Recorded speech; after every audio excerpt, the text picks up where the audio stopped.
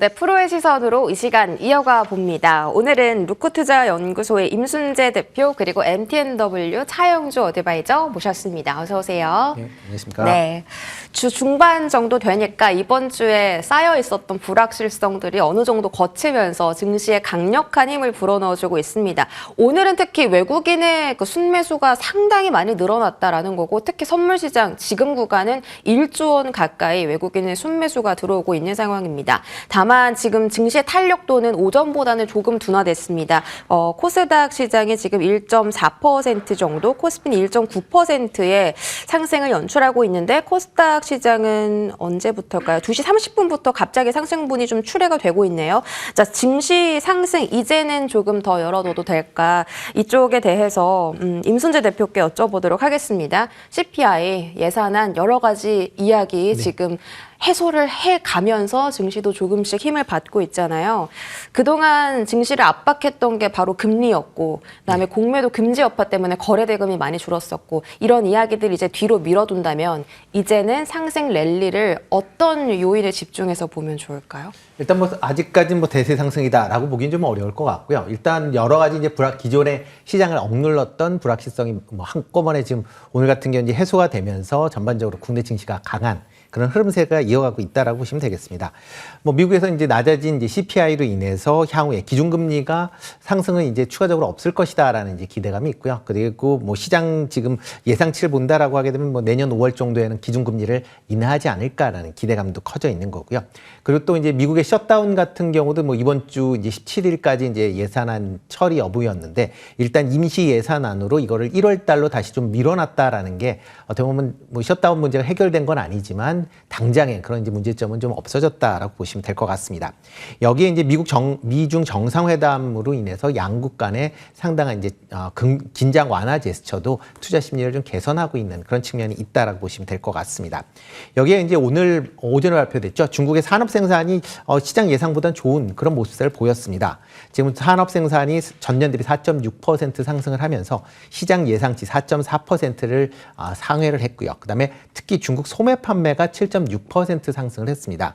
뭐 시장 예상치 7%, 그다음에 전월 5.5%에 비해서 큰 폭으로 상승을 하면서 중국 경제가 이제는 조금 바닥을 찍고 뭐 회복하려는 그런 기미를 보이는 거 아니냐라는 게 국내 시장에도 긍정적으로 영향을 미쳤다라고 보여집니다. 그렇지만 이제 심리는 조금 개선이 되는 측면이 있기 때문에 그동안 눌렸었던 그런 주가는 좀 탄력적으로 움직일 가능성은 충분히 있다라고 보여지고요.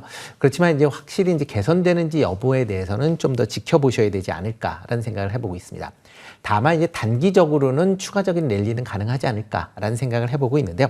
그 이유 중에 하나는 최근에 이제 공매도가 실시가 되면서 일단 뭐 주가가 좀 많이 급등을 한다라고 하게 되면 뭐 공매도 관련된 그런 이제 그러니까 매도가 좀 발생을 해야 되는데, 일단 그런 부분이 상당 부분 좀 제한이 될 수밖에 없다라고 보여지고요. 그런 이제 수급적인 이슈로 인해서 약간 오버슈팅할 가능성도 있기 때문에 지금 상황에서는 뭐 오늘 이제 급등을 했었던 그런 상황은 있지만 일단 당분간은 조금 주식 시장에서 긍정적으로 영향을 미치지 않을까라는 생각을 해보고 있습니다. 단기 랠리에 대한 가능성이 존재한다. 자, 그렇다면 지금 많은 분들이 예상하는 게 12월 달에는 산타 랠리가 오지 않을까라고 하잖아요. 이제 딱 2주 정도 산타 랠리가 남았는데 지금 상황에서만 놓고 봤을 때는 반도체가 참 메리트가 있어 보입니다. 업황도 턴하고 있고 신호가 나타나고 있고, 2차 전지는 뭐 앞서서 브리핑에서 제가 전해드렸던 것처럼 트레이딩이 좀 많이 강하게 나타나고 있고, 그 외에 괄목할 만한 섹터가 있는지 차영주 소장님 어떤 의견이세요? 전반적으로 봤을 때는 우리가 지금은 어떤 특정 섹터가 올라간다라고 보기는 쉽지 않을 것으로 보여집니다. 전체적으로 봤을 때는 특정 섹터보다는 키 맞추기 차원에서 일단 좀 상황들이 나타날 것 같아요. 그런데 이게 대세 상승으로 가느냐, 이 부분은 조금 우리가 좀 지켜봐야 되지 않을까 싶습니다. 이수연 앵커께서도 조금 전에 브리핑에서 얘기했다시피 2차 전지 내에서도 단기 트레이딩의 매매가 좀 많아지고 있지 않습니까? 최근에 오늘 이제 갭으로 떴다가 그걸 메꾸는 상황들이 연출이 되고 있고, 나머지 오늘 건설주라든지 자동차라든지 특별한 이슈가 그렇게 강하지 않았었던 업종들이 강하게 오늘 리바운드 한다라고 좀 말씀드릴 수가 있겠습니다. 따라서 전반적으로 봤을 때는 리바운드 구간에는 진입했다라고 좀 말씀드릴 수가 있겠죠. 그렇지만 이 리바운드가 된다라는 것이 상승으로 나타나긴 쉽지는 않을 것 같아요.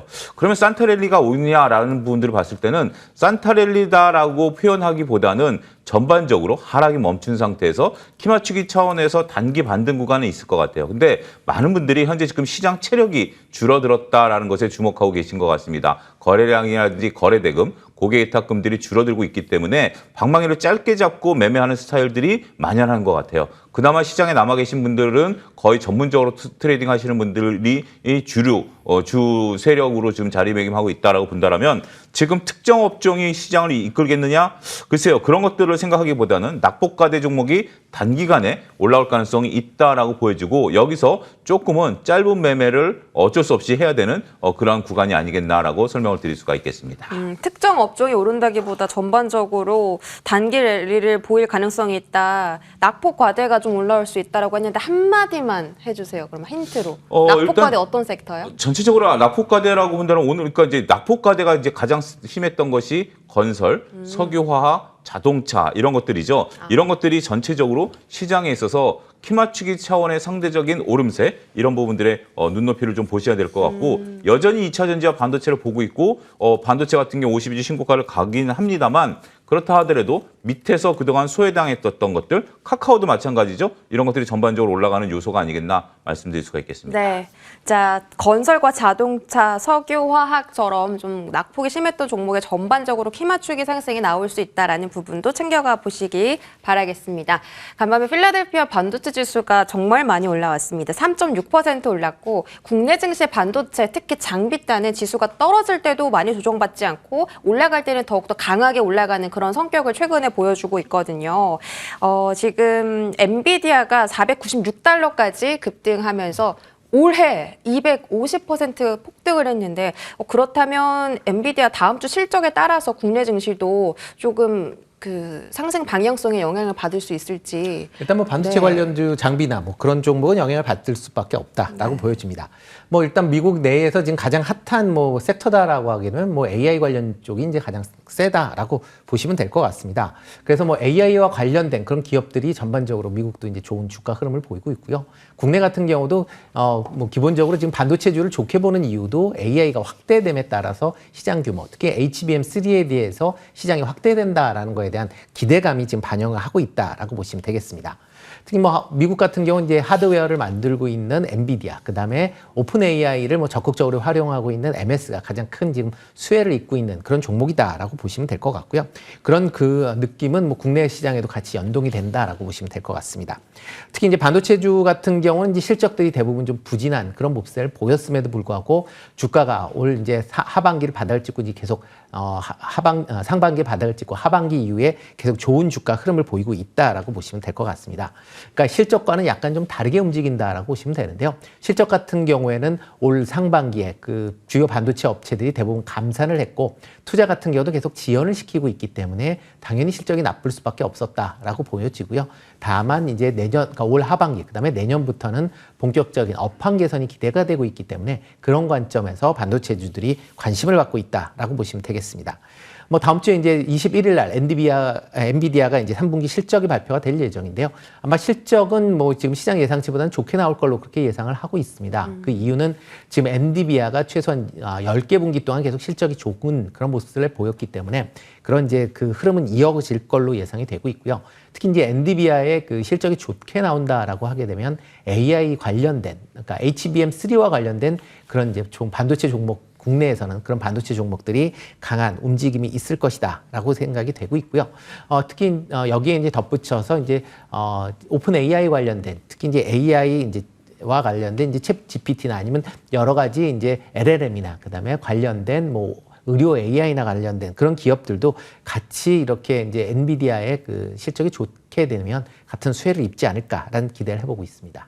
예상치를 상회할 기대감이 있다. 엔비디아 다음 주 실적 발표에 따라서 당연히 국내 증시 종목들은 영향받을 수 없다라고 보셨고 만약에 예상치가 떨어진다면 주가도 좀 조정받을 가능성도. 네, 그렇죠. 뭐 그동안 뭐 오른 게 있기 때문에 그런 이제 기대감이 조금 떨어지면서 주가는 조금 조정받을 가능성이 있습니다. 자, 엔비디아가 최근에 그 AI 칩을 공개를 했는데 H200이래요. 이게 기존 칩보다 2배가 더 빠르다고 하는데 이쪽은 차영주 전문의에게 여쭤볼게요.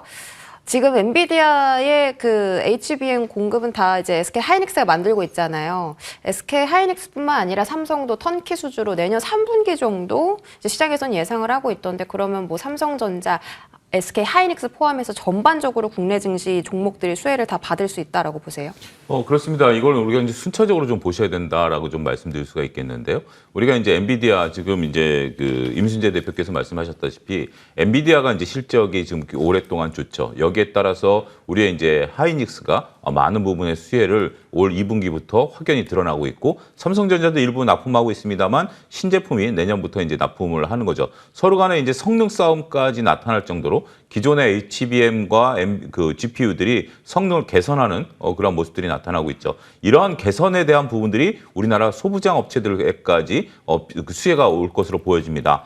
한미반도체가 원익 쇼크가 나왔죠. 그런데 저는 이 부분에 대해서는 내년도에 대한 긍정적인 코멘트들이 증권가에서 나오고 있는 그 이유를 살펴봐야 될 것 같아요. 지금 당장은 기존에 있었던 반도체에 대한 성능을 높이는 수준에서 이제는 새로운 방법, 그러니까 이제 엔비디아가 H200을 얘기를 하고 이런 GPU 칩을 만드는 거 아니겠습니까? AMD도 또 칩을 만들어내고 여기에 이제 우리가 HBM 같은 경우 이제 HBM3 이건 하이닉스, 그다음에 삼성전자도 HBM 다른 형태의 HBM을 만들어낸다라고 본다라면 결국 소부장들이 여기서 수혜를 볼 가능성이 크다라는 거죠. 이게 수년 된다라는 겁니다. 바로 엔비디아 실적이 좋으니까 우리 소부장이 실적이 좋아야 된다. 이 부분보다는 지금 새로운 HBM이 개발되고 있고 이것에 대해 수혜를 볼 수 있는 것들이 순차적으로 적용이 된다라면 내년 상반기까지 저는 반도체 업황 전반에 대한 관심은 계속해서 유지를 해야 되지 않을까 말씀드릴 수가 있겠습니다. 순차적으로 이 수혜가 적용이 될 거다. 상반기까지면 뭐 내년 여름 정도까지는 계속 이슈가 살아있을 것으로 보고 계십니다. 자, 지금 SK 하이닉스가 최근에 시세가 강했고 또 신고가까지 터치를 했고 오늘 삼성전자까지도 1.8%의 상승을 보여주면서 시가총액이 무거운 대형주부터 이제 조금 중소형주 위주의 탄력 위주의 종목들이 전반적으로 다 올라오거든요. 그런데 이제 투자 관점에서 봤을 때 대형주는 조금 안전하고 중소형주는 조금 탄력이 강하다라는 측면에서 중소형주는 단타, 뭐 대형주는 뭐 장기 투자 이런 관점 많잖아요. 내년 상반기까지 이슈가 살아있다고 봤을 때 어느 쪽을 공략하는 게 더 좋을까요? 상대적으로는 중소형주가 좀 낫지 않을까라는 생각을 해보고 있습니다. 물론 이제 SK 하이닉스의 이제 HBM3에 대한 뭐 납품이 계속 이제 확대가 되고 있기 때문에 그런 부분은 분명히 이제 긍정적으로 영향을 미칠 거고요. 그래서 뭐 대형주 같은 경우도 뭐 주가 흐름은 나쁘지 않을 걸로 그렇게 예상이 되고 있습니다. 특히 이제 내년에 이제 뭐 실적에 대한 이제 턴어라운드가 기대가 되고 있기 때문에 올해와 같은 그런 이제 영업 적자는 내년에는 없을 것이다라는 게 이제 시장 예측치다라고 보시면 될 것 같고 그렇기 때문에 해당 기업들의 주가도 뭐 내년에는 나쁘지 않는 그런 모습, 상당히 좋은 모습을 보일 가능성이 크다라고 보여지는데요. 다만 이제 이렇게 주가 측면에서 좀 탄력성으로 본다라고 하게 되면 이런 대형주보다는 상대적으로 중소형주들의 주가 탄력성이 좀 커질 수밖에 없다라고 보시면 될 것 같습니다. 이렇게 그렇다라고 하게 되면 중소형주 중에서 뭐 최근에 이제 후공정 올해는 이제 후공정 관련된 이제 얘기들이 좀 장비 업체들에 대한 얘기들이 많이 나왔습니다. 뭐 대표적으로 뭐 한미 반도체다라고 보시면 되는데요. 이렇게 후공정 같은 경우 이제 HBM3 같은 경우에 후공정 관련된 뭐 이슈가 이제 불거지면서 관련주들이 움직였다라고 보시면 될 것 같고요. 이런 이제 후공정 과정이 이제 지난다라고 하게 되면 D램이나 그다음에 낸드 플래시가 어느 정도 지금 뭐 많이 감산을 하고 있는데 감산이 조금 정상화되는 그런 시점이 도래한다라고 하면 전공정 관련된 업체도 여전히 관심 있게 좀 보셔야 되지 않을까 싶습니다. 뭐 지금 그러니까 순차적으로 어떻게 보면 후공정 그다음에는 전공정 관련된 업체 중심으로 뭐 계속 좀 보시면 좋을 것 같고요.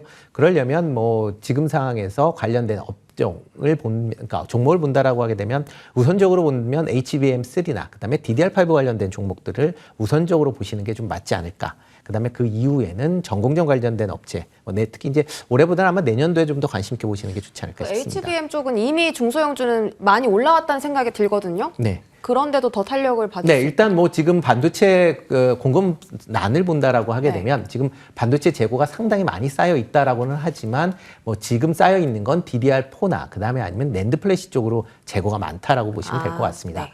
신형 모델인 이제 DDR5나 그다음에 HBM3 같은 경우는 재고가 지금 거의 없는 수준이기 때문에 공급이 딸린다라고 본다라고 하게 되면 이쪽 중심으로는 뭐 단기적으로는 좀 더 메리트가 있다라고 보여집니다. 공급 측면에서 단기적으로 메리트 있는 쪽이 DDR5, HBM, 그리고 낸드 감산 정상화 이슈를 봤을 때 내년쯤에는 이제 후공정이 아니라 전공정으로 분위기가 넘어갈 수도 있다라는 점까지 관점에 대한 체크를 받아봤습니다.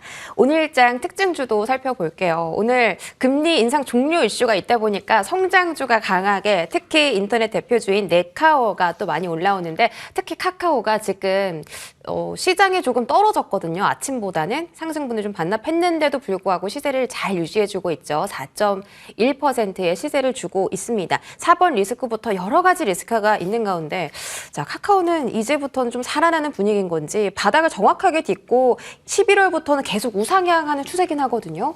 네. 이 부분에 대해서는 이제 5만 원부터 관건이 된다라고 말씀드릴 수가 있겠습니다. 제가 MTN에서 카카오에 대해서는 단기 트레이딩 관점에 접근은 유효하다라는 점을 거듭 말씀드려 왔습니다. 일단 이틀 이후에 급등한 상황에서 카카오에 대한 트레이딩 관점 여전히 유효하고요. 근데 5만 원이 넘어서게 되면 이제 새로운 저항대가 형성이 되니까 이제 그 부분을 좀 넘겨야 된다라는 거죠.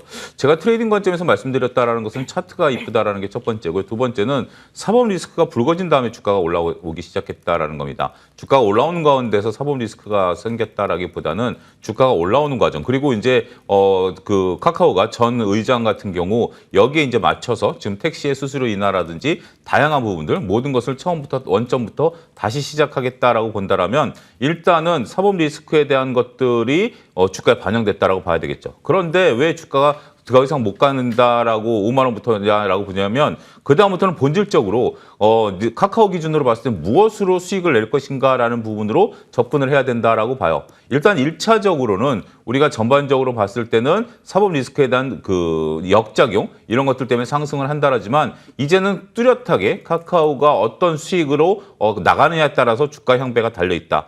어쨌든 5만 원 이하에서는 접근이 가능한 이제 주식이 됐습니다. 하지만 추가적으로 올라가기 위한 동력이 이번에 좀 깔끔하게 제시가 되면서 추가 동력을 얻었으면 하는 그런 바람까지 섞어서 말씀드리도록 하겠습니다. 네, 추가적으로 더 상승할 수 있길 저도 바랍니다. 개인 투자자분들이 워낙 많이 갖고 계시는 종목이기 때문에 자 임순재 대표님 오늘 혹시 이렇게 증시가 좋은데 추천해 주실 만한 종목이 있을까요? 일단 자동차 관련된 네. 종목들은 조금 예. 관심 있게 보시면 어떨까 싶습니다. 이제 아마 이번 주에 아마 관련된 부품 업체들의 이제 실적들이 발표가 될 걸로 예상이 되는데요. 일단 뭐 그중에서 화신 조금 관심 있게 좀 보시면 어떨까 싶습니다. 일단 뭐 현대차의 이제 판매 현대차 뭐 대부분의 이제 그 물량을 이제 납품하기 때문에 현대차의 이제 판매 성과에 따라서 같이 실적도 연동이 된다라고 보시면 될 것 같습니다. 지금 현대차 같은 경우는 뭐 10월 달에도 판매가 계속 호조를 보이고 있는 그런 상황이고요. 뭐 글로벌 전체적으로 한 63만 6천 대 정도가 이제 자동차가 팔리면서 전년 대비 한 9% 정도 지금 증가한 그런 모습을 좀 보이고 있습니다. 특히 해외 판매가 증가하고 있는데요. 이런 이제 해외 판매가 증가함에 따라서 뭐 지금 실적도 상당히 좀 좋아질 걸로 예상이 되고 있습니다.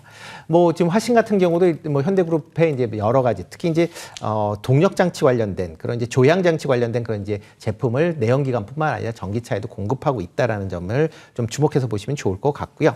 일단 지금 현재 주가가 이제 2분기 실적이 발표한 이후에 계속 좀 빠지고 있는 그런 모습을 보였습니다. 그렇지만 이제 그 이유 자체는 너무 이제 2분기 시장 예측치가 높았기 때문이었다. 라고 보면 될 것 같고요. 3분기에는 지금 시장 예측치가 상당히 좀 낮아 있기 때문에 그보다 좋은 실적이 나온다라고 하게 되면 주가는 상승하지 않을까라는 생각을 해보고 있습니다. 뭐 매수 가격은 오늘 조금 뭐 상승을 하고 있지만 11,000원 그 이하에서 매수를 하시면 어떨까 싶고요. 목표 가격은 15,000원, 손절은 9,500원 하시면 좋을 것 같습니다. 업사이드 상당히 많이 열려 있네요. 자동차 부품 관련해서 화신 오늘 임순재 대표님의 관심주로 들고 와 주셨습니다. 프로의 시선 준비한 소식 여기까지고요. 지금까지 루코투자연구소 임순재 대표 그리고 차영주 MTN 전문위원과 함께했습니다. 고맙습니다.